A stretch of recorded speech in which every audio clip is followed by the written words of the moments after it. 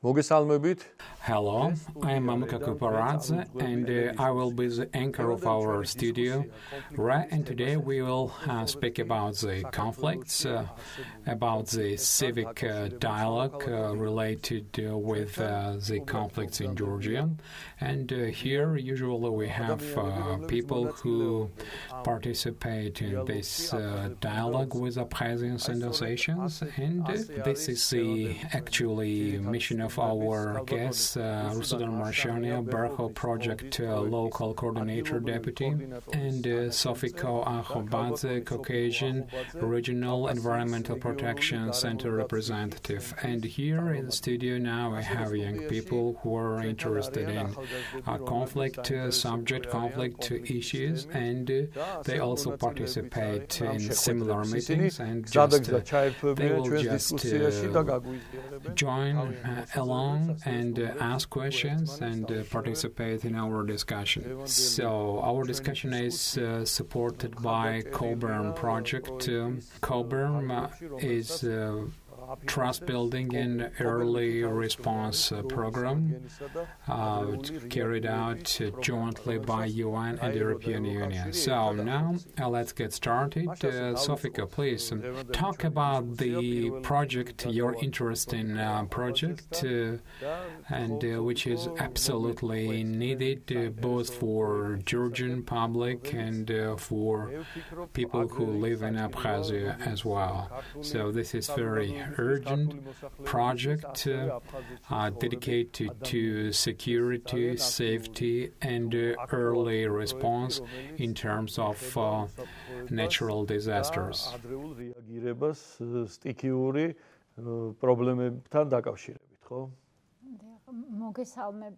Yes, the goal of our project is decrease of risk of natural disasters all along Abkhazia, and mapping the specific erosion maps, fires, landslide, mudslide, mapping, and geological processes undermining and threatening Abkhazia's nature and floods as well.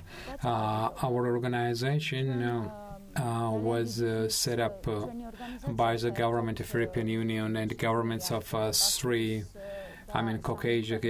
three countries, and the European Union government, not very long time ago, but of course, it has a year-long experience of conflict resolution, and we were interested to spread their knowledge and their experience, especially just regarding reduction of risks caused by natural disasters.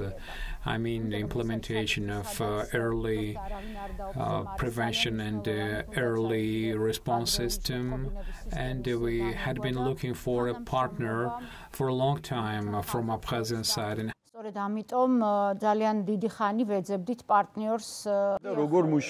did you find a partner, and how does they still work?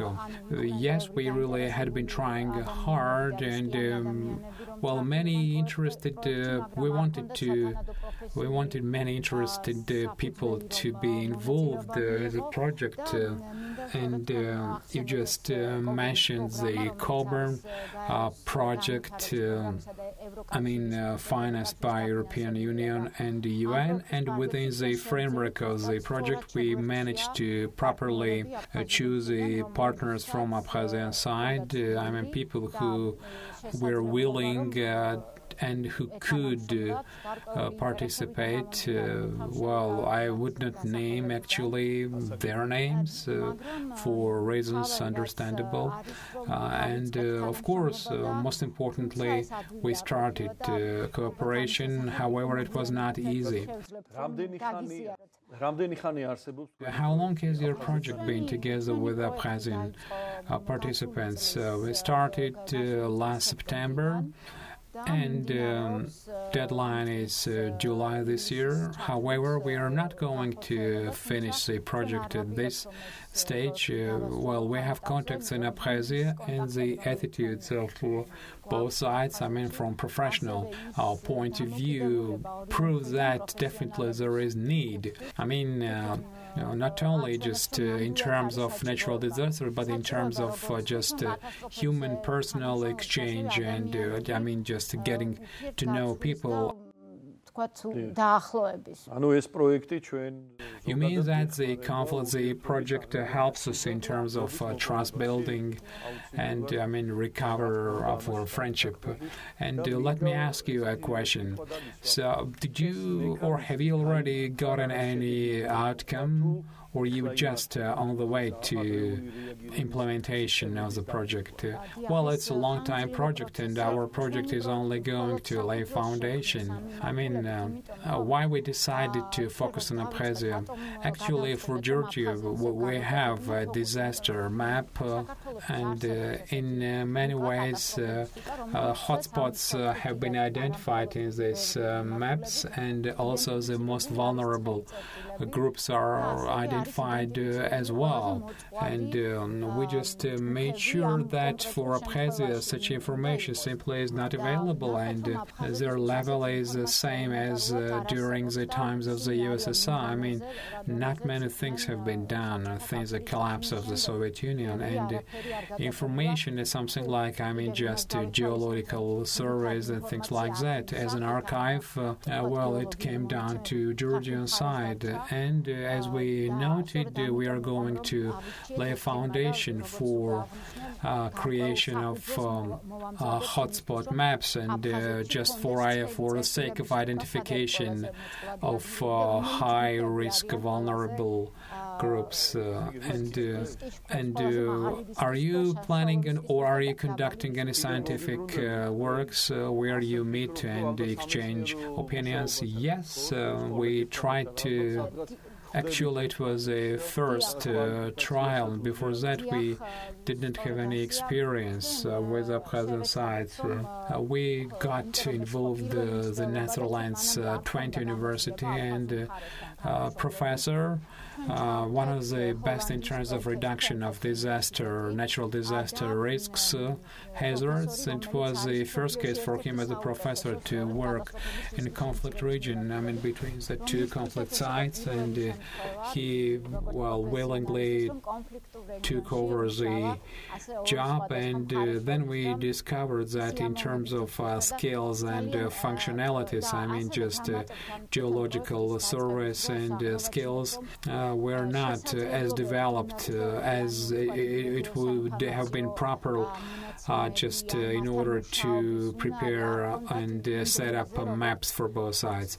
So, and specifically, we have not managed yet to move to the next stage of mapping, and we used the Natural Disaster Department of Twente University, and we are conducting joint workshops electronically, and both sides now do expect this Skype conference calls in order to exchange information, to train, to learn something, and of course we are trying to get these people closer to each other. We had a personal meeting in Yerevan, Armenia,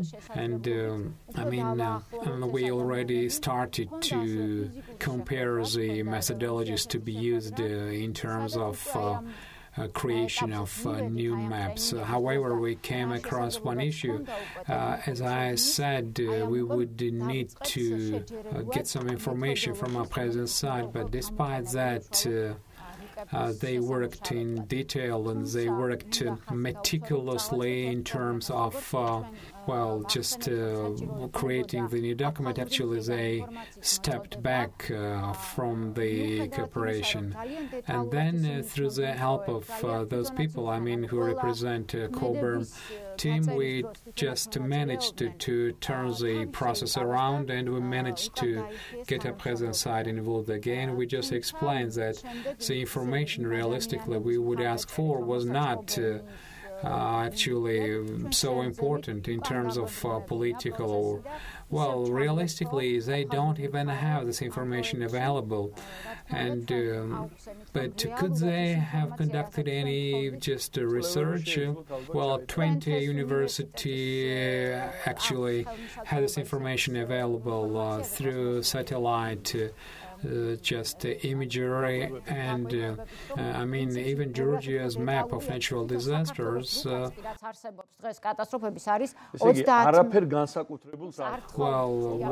actually, you didn't ask for something special. No, we did not. But later, when we personally met, we proved to them why it was important for them to get involved. And by the way, this was successful done by this international expert. He just clearly showed the information available about Abkhazia. But some Abkhazians were against that. They would say, no, it's not correct. Yeah, no, it's wrong, and things like that. But however, we just convinced them that this project actually was being done for just their own good as well. Thank you very much. So now, Rusudan, please tell me about those projects just you were involved for the recent years. Well, I'd like to focus on the last project of Berghof project, which is just being held in Georgia, in Abkhazia, and in South Caucasus. So this is a history of memory of identity. This is rather a process rather than a project. I mean, Oliver Ole and Andrei Zemskov-Tsuge developed this project, and this strategy just would be constantly changed along the work. And before I talk about the project, I'd like to say why specifically this project and why it is needed. We all know that for about 25 years, sorry just for the interruption now, there are just shots out of your project. Yes, this is meeting in year one where both the teams from Abkhazia, from Georgia together speak about their work. And we all know that, so 25 years of isolation, I mean mutual isolation of Abkhazian and Georgian publics. Yes, we had some experience, a long time experience of living together and relationships, but as time proved, this experience, it doesn't work in current reality. So it means that we have to look for new ways of interaction. And just to search for these ways, we need to look at what we have in our two publics. Actually, I'd like to talk to the public. And so what we have is to our societies, what historical narratives, what attitudes to the conflict in our publics. And these attitudes are not only different, they're, radically different and opposite. I will just speak more detailed in terms of interpretation of the differences. For example, in Georgian public, to my surprise, still popular is a theory of Ingorokva that Abkhazians actually are guest people. They came down from mountains and etc. And in Abkhazia, think that this is absolutely just nonsense, and they think themselves autochtonic in their territories where they live currently. In Georgia, there is a popular myth that says that the more Georgia can give to Abkhazia, the more to a higher extent Abkhazia would turn to Georgia and establish better relationships with Georgia. But in Abkhazia, they think that They want to develop on their own, not through Georgia. They don't want to be just obliged to Georgia. They want to develop on their own. And I think it's, easy to understand them. In Georgia, we can hear, especially from the refugees, that these positive memories are dominating.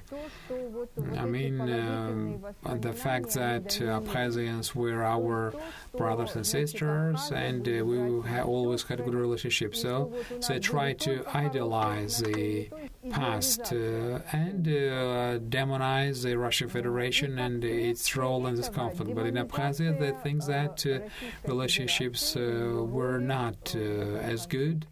As long as they just brought to conflict, yes. And they periodically say that they had every 10 years some rallies, and they step by step obtained some concessions from the central government. So interpretations are different. For Georgia, this is an armed conflict, and for Abkhazia, this is just war for motherland. And war also just brought its own changes and corrections. And when it was needed to consolidate public, I mean both Abkhazia and Georgia, so narratives worked which actually were oriented on this theory like we are victims and they are aggressors, we are good, they are bad, we didn't commit crimes but they did, they are criminals that violated the human rights. And when war is over, a question is arising how to establish relationships when such narratives actually are on the agenda. They don't work. They don't contribute to trust building. And how is it possible to talk to the enemy who was an aggressor to people who committed crimes? And how is it possible to deal with people who who are not able to do anything, to decide anything? This is position of many Georgians related with Abkhazia, and so that's what we have been doing within the framework of our project. And oriented on destroying these narratives, and that actually hinder the trust building, post-war trust building processes, and how it is done. And together with our partners, maybe some of you also just participated in this, we just gather interviews from people who went through the conflict. About refugees, ex-combatants, young people who were just children when the conflict started. Different people, and even from those people who did not actually fight in war, who simply lived in this time, mothers who lost their children. And the same thing can be said about the same category. The same category of people actually are interviewed in Abkhazia. And as a second stage, we exchange these interviews. One interview may just last 1 hour or 1.5 hours, but we actually just edit these interviews and we offer the most important parts, both for our society and for the opposite public, and we sent it to Abkhazia, and they are discussed there, and we also just discuss these interviews here. They discuss both their interviews and our interviews as well. It was very interesting to know that when they listened to their own interviews, then time came when they said that we want to hear Georgian interviews. Actually, we didn't offer. People just wanted it themselves, and they just wanted themselves to know about what people speak. Those people who lived with them, what they speak about 25 years later. It is interesting because the same process started here. First, we just handed around Georgian interviews, and people wanted to hear interviews of Alsatians and Abkhazians. It was interesting to know that refugees from Abkhazia wanted to hear the interviews from Abkhazians. Of people whom they live together with. Where they became refugees from, and South Ossetian refugees wanted to hear specifically Ossetian interviews. Yes, they were interested in Abkhazian interviews, but they asked us hard to bring them Ossetian interviews. And when refugees listened, they even liked either Abkhazian or Ossetian accents the respondents used. So even the speech of respondents caused some positive nostalgic emotions. So can young people listen to this? It's all very interesting. Can young people listen to these interviews? Yes, the interviews is property of Berghof Foundation, and such interviews just don't get available just that easy for the public. But however, we have experienced facilitators, and it should be, this interview should be modeled, because when a person speaks something, some things that could be very painful for those who listen, it's necessary for the moderator to just explain why, for example, the respondent speaks that way. Yes, it's methodology. It's very interesting. And if organizations are willing, they can actually have some discussions. It's very interesting. And let me add that actually we should believe about a lot of things. We should believe Rusiko about a lot of things based on the fact that Rusiko is representative of Abkhazian family, and today she is married to a Georgian man, and housewife, homemaker of Georgian family, and today she has an unique opportunity, and even today, to go to periodically Sukhumi, looks around the situation, meet friends, relatives, and feel the environment in Sukhumi and in Abkhazia in general. This is really very interesting, and for me, it's always interesting to talk to you. I always ask you just about things happening in Abkhazia. Now let's get back to our discussion. So one block of our discussion is the report, the news digest from our colleagues from Abkhazia and South Ossetia, from Tkhinvali as well, this is news which they think is interesting for our public. Let's listen to this and then continue our discussion.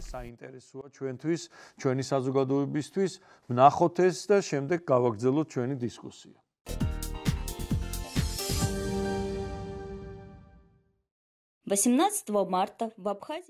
18 in Abkhazia, presidential elections of Russia were held, and more than 40,000 voters participated. The elections, according to Russian legislation, were arranged by Russian embassy in Abkhazia. Semyon Grigoriev, the ambassador of Russia, said that for Russian citizens living in Abkhazia, 20 station voting polls were set up.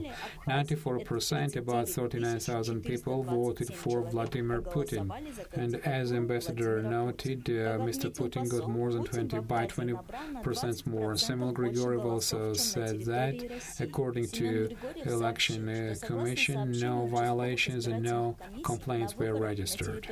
Young Abkhazian people held a memory campaign of March attack 25 years ago, and the campaign started Freedom Square and moved to Square of Fame, where young Abkhazians visited the memorials of those who died in the war and then put flowers to grave of first President Vladislav Arzimba. The campaign was finished near the river Gumista, where young people threw roses into the water. I mean, just to pay homage to those Abkhazian war veterans who died in the war. The Central Exhibition Hall of Abkhazian Painters Union held spring exhibition where exhibited works of famous Abkhazian and also young painters. First of all, I wanted to create something beautiful and peaceful colors as well. I mean, to cause some peaceful sensations with visitors, and organizers traditionally dedicated the exhibition to Women's International Day.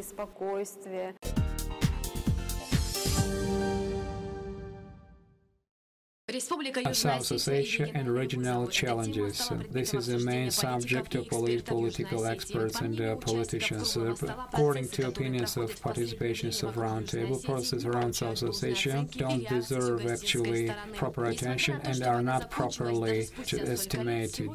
Despite that war was over 25 years ago, there are some signs of de-escalation. Main reasons are the same. I mean, that were 8 years ago or just before. And events around Akhobadze just clearly prove that in Georgian political scene is dominated by those forces who are against the dialogue with South Ossetia.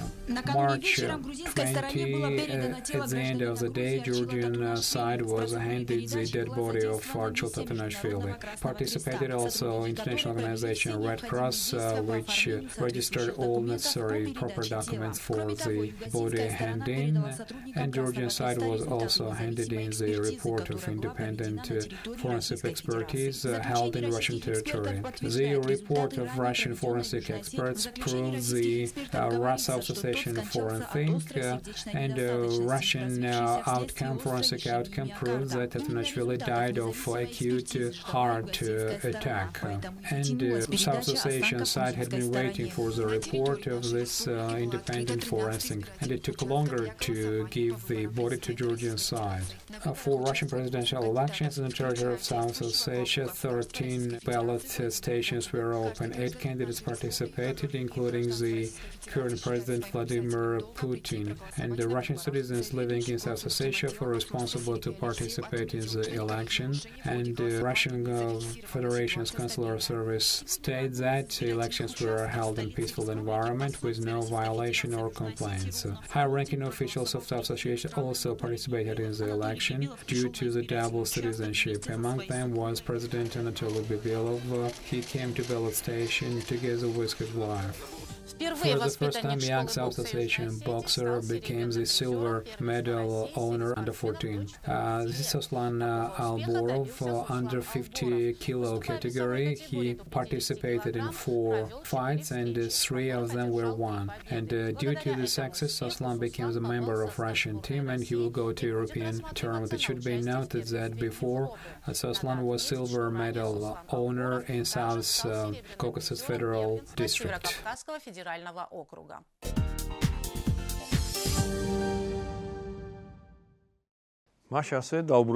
So we're back in the studio, and now I want to ask people, I mean, if you want to put any questions or say something. Tako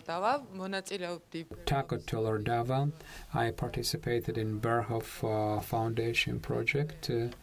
And here in Georgia and Yerevan too, I also met Abkhazian participants, and I may just share my opinion. Actually, I'm myself a refugee from Abkhazia, and for me, first meeting was very interesting. I mean, sometimes we joke that, when did you see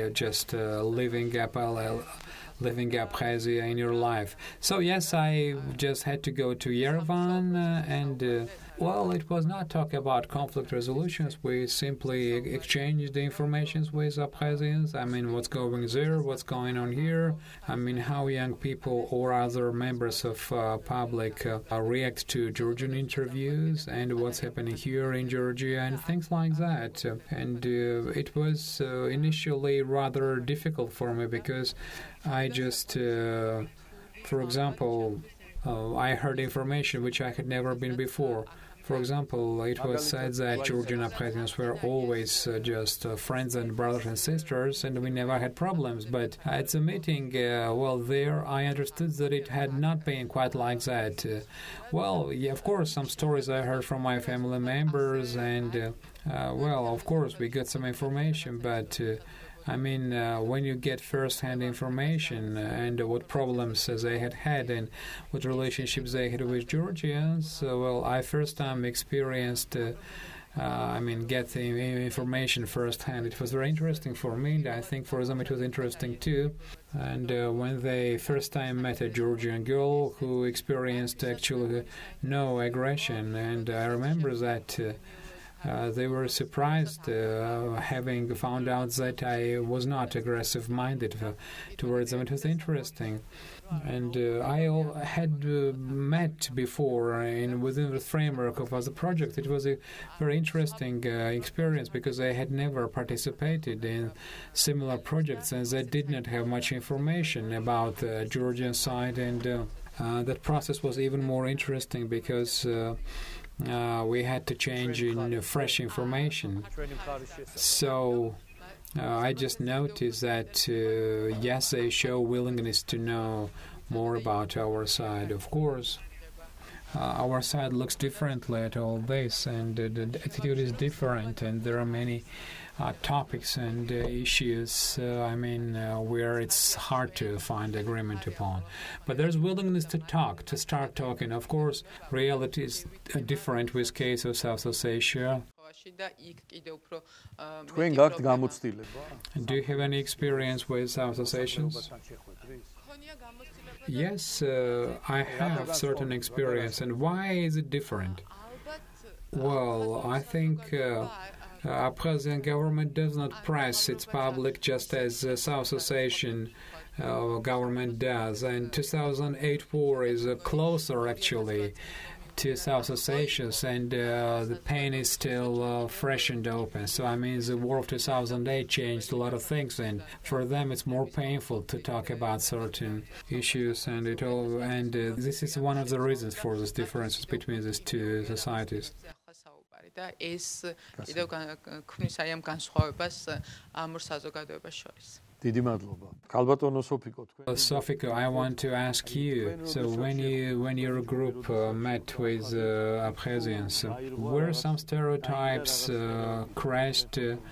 Were you disappointed, or had you just had any wrong impression of Abkhazians, their mentality, their outlook regarding Georgia? Actually, this meeting for me was on emotional background.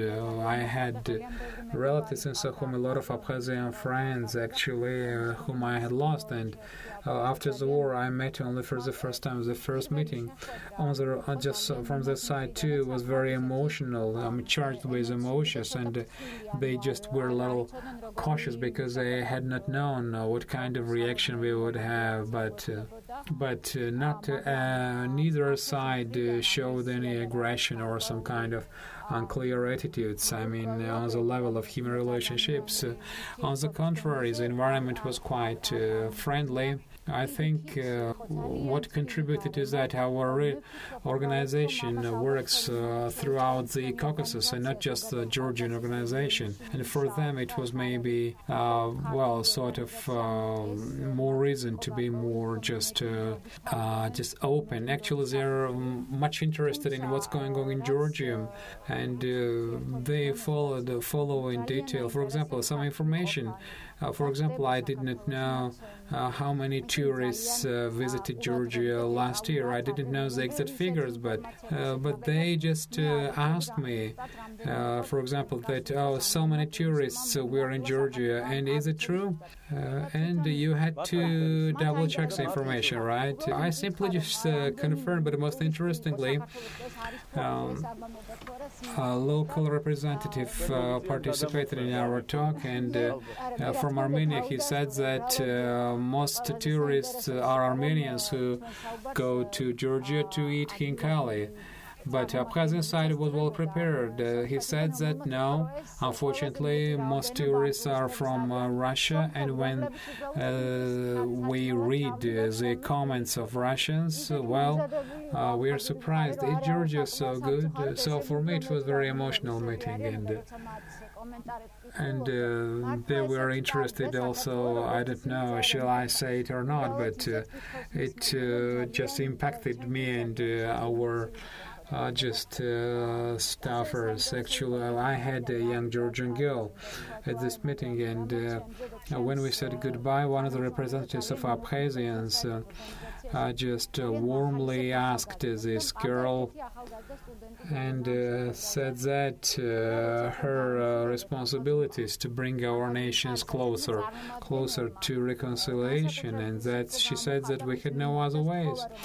And to be honest with you, that person was the one who, during the Skype conference calls, stayed aloof. She participated in war, and actually we treated her very carefully, and it was very hard to convince her to cooperate. But when she saw that we don't have any political interest and we really honestly want to be friends, actually all issues were off, and very open and sincere dialogue took place, which is important for both sides.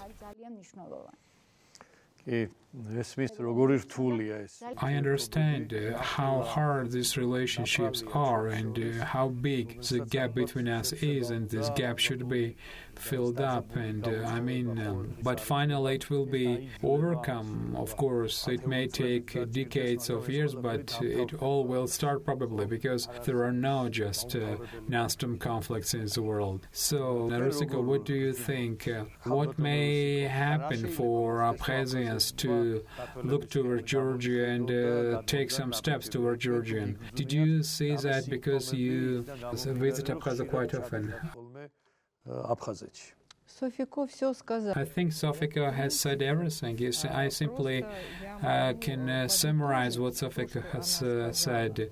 In order for us to establish relationships, we need mutual respect, and take your opponent, the nation, just properly, and be sincere, not asking anything in return. So, and this way, just it is necessary, and it should be. The relationship should be built. And another, just based on my experience, is just capability of being able to hear and understand the opposite side and accept the truth of others, however bitter it is. It's very important, because people who experience war, they just saw only their truths. They saw only their own pain, only their own suffering, but there was a pain of other side that also had experiences, maybe not the same, but equally tragic and painful.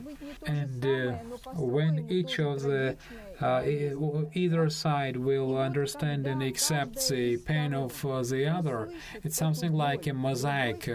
When we just build up some mosaics, and those puzzle bricks which we are short of, we just put in to make the whole, to build a whole picture.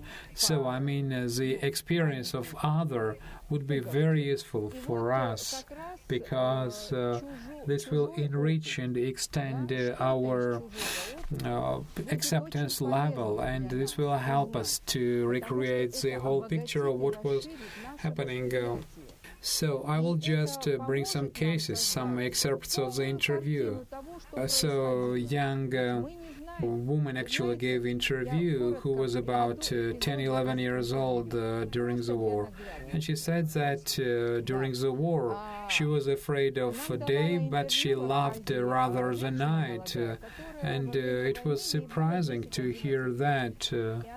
And then she deciphers that she says that they were bombed in day, but at night it was safe because planes did not bomb.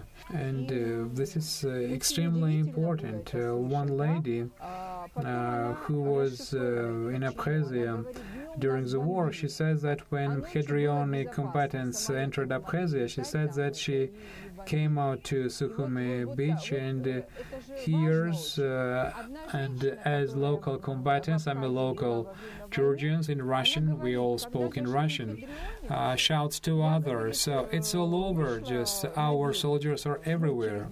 Everywhere, our just soldiers. I just thought how painful it is before that. By ours, we meant those people who live just nearby.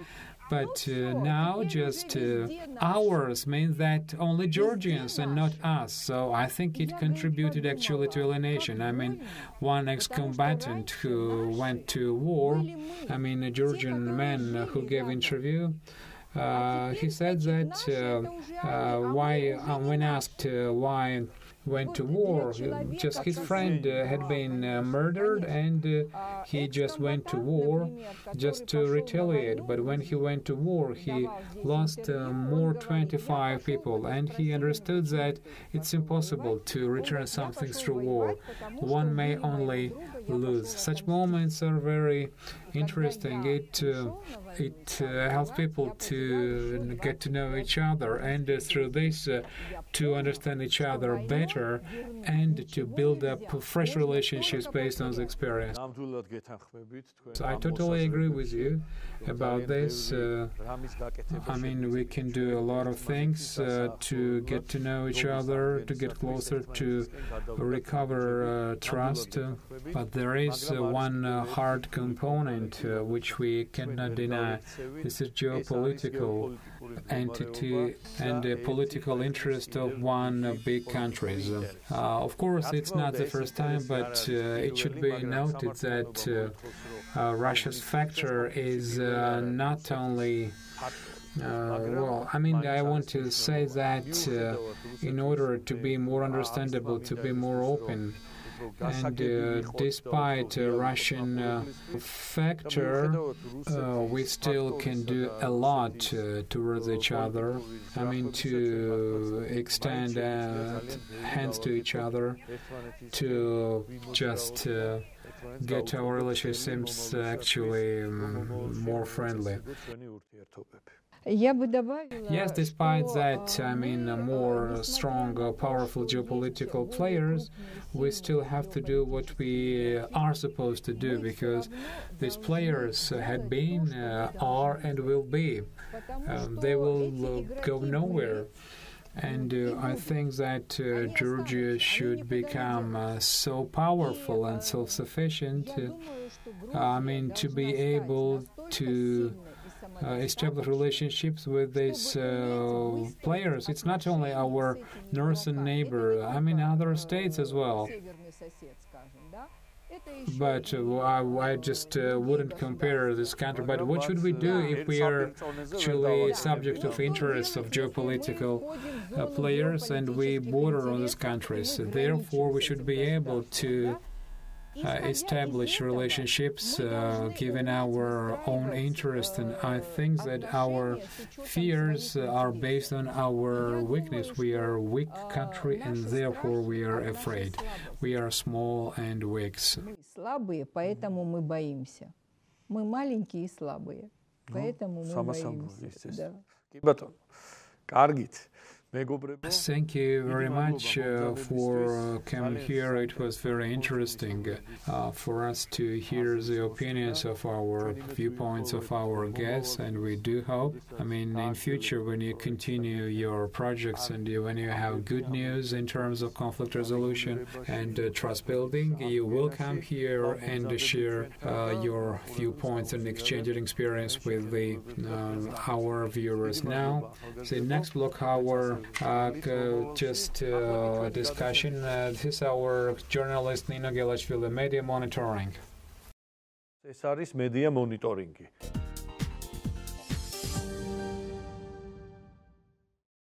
მოგესალმებით. For the last months, just traditionally, our Sukhumi and Tkhinvali colleagues watched media, and we also watched and monitored Georgian media related to Abkhazia and South Ossetia and what Abkhaz associations wrote about Georgians. According to our Tkhinvali colleague, last month, South Ossetia media actively talked about Archil Tatanashvili arrest and death. Journalists accused him without any proofs. Why Georgian special agents sold the fruit. The article says that South Ossetian special agents noticed the photos of Archil Tatanashvili when armed conflict was over with Georgian side and when borders were being protected by Russians and Ossetians. Tatanashvili decided became a spooky intelligence warrior. Tkhinvali politicians react to the statements of Georgian governmental officials, and they said that Georgian government political position was always aggressive, and even international formats, including Geneva talks, Georgian side had never been constructive and flexible. But in this case, anti-Ossetian frenzy reached a high point, and there's informational war against Abkhazia and South Ossetia. Our colleague also tells that a Redvi tragedy was remembered in South Ossetia. March 19 in 1991 was one of the tragic pages in the history of South Ossetia. According to them, Georgian nationalists brutally killed 12 South Ossetians. We will never make this mistake again. South Ossetian media criticize the Western countries too. So traditionally they accuse the Western countries of double standards. As for the Abkhazian media, Epsny Press says, actually speaks about Darkova, foreign affairs ministers, who says that it's wrong to use the term administrative border because the river Ngurid just is the state border. They talked about Geneva talks too, and according to them, Georgian side only focused on the death of Georgian citizen rather than on Abkhazian issues, and accused Russia too. And they reacted also to a statement of Mikhail Janelidze, where Georgia's foreign minister noted that Georgia wants to just improve relationships with Abkhazia South Nation. And the same statement for the last years was made a lot of times, but it didn't bring any real results. As the fact remains that Georgian side doesn't agree and wouldn't sign the non-aggression pact. The article says last month, for most media of Georgia, Archil Tatanashvili case was the hottest topic, and it should be noted that Georgian media didn't use harsh words towards Ossetians as it was last year towards the death of Giga Otchozoria. Kveris Palitra says that prisoner of barbarians, but however, the hate speech was not used towards Ossetians. It's interesting to point that those papers who are noted for anti-Western rhetorics used the case of Tatanashvili just to denounce America and Europe. Specifically, the government is under the blackmailing of European countries, says the article about Tatanashvili death. Both most TV and printed media talk about the inability of the government to protect its own people. More aggressive are users of comments of users. That's all. We will keep on monitoring Georgian, Ossetian, and South and Abkhazian media, and we will just come up with results in next discussion. Goodbye. აფხაზური მედიის მონიტორინგს და შედეგებს მომდევნო გადაცემაში გაგაცნობთ. მე ამ დრომდე გემშვიდობებით. ნახვამდის.